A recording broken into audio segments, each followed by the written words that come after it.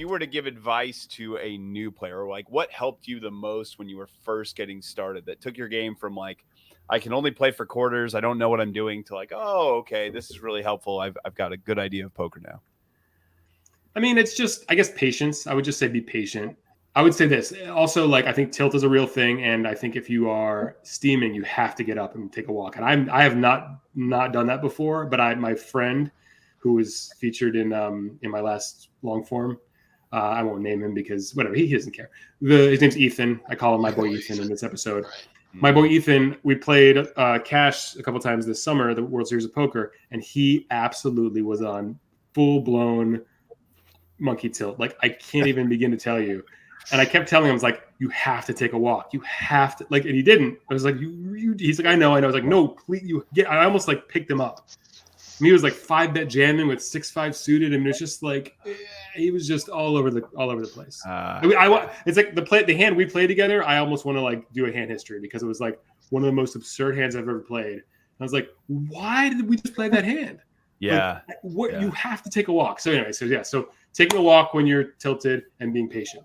That's great advice if you're new, but now give us something like something that's helped you the most, that's more advanced over the last, let's say, year or so. What is something that's really changed your game or altered your game in the last year?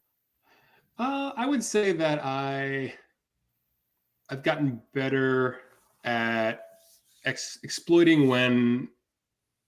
It depends on who you're playing, right? So I have. If you're playing a calling station who doesn't know poker, you have to adjust your game. But like if you're playing people who understand poker to some degree, I've gotten better at taking advantage of range advantage and having blockers to the nuts and things like that, where it's just like you can't have the best hands, so let's see what you got.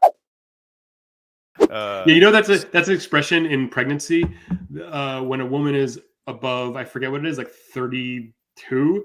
They call it advanced maternal age or something like that. It's like, oh, you got to get something, or it's worse. It's just like, you got to think of something better. Like, you don't want to tell anyone that, certainly not someone who's like very pregnant, or that you're at advanced mature, whatever it is. It's not good. Not a good look.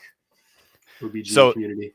So instead of asking someone if they're pregnant, it would be more appropriate to say, are you in the advanced stages of? Yeah, I have a buddy of mine recently said that he recently told someone, congratulations on being pregnant, and they weren't pregnant. Yeah. And I told him, I was like, I have a rule.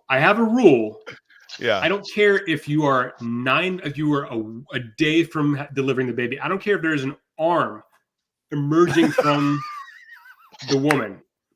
It's not worth it. Just say like, how's the weather? Or do you like the Indiana Pacers? It doesn't like, it's not worth it.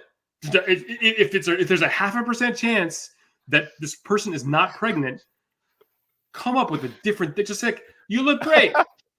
And the subtext there could be, you look great for someone pregnant.